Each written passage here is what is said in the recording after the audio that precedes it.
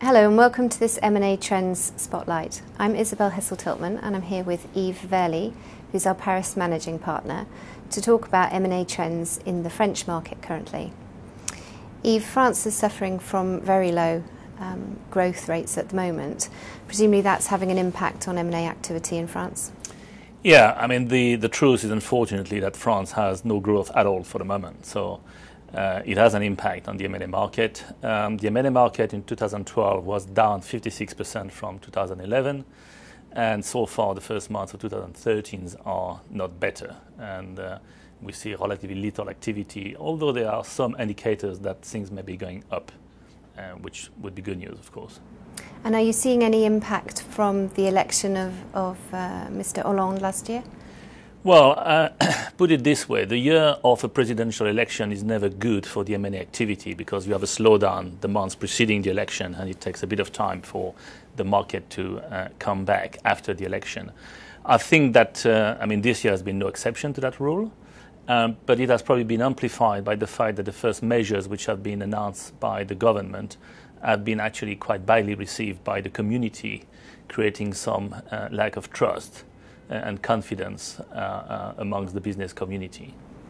And what do you think it would take for the M&A market to start to come back then in France?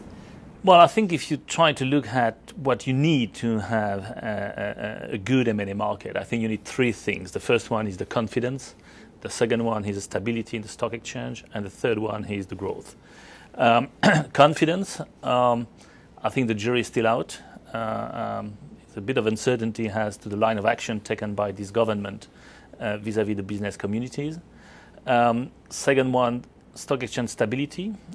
We have now a good stability of the stock exchange, which has been performing well over the past 6 months. And growth is, so far not there yet. So if you look at the three indicators, one is there, the stock exchange stability, and for the two others, the jury is still out. And when the market does come back, where do you see the opportunities coming principally?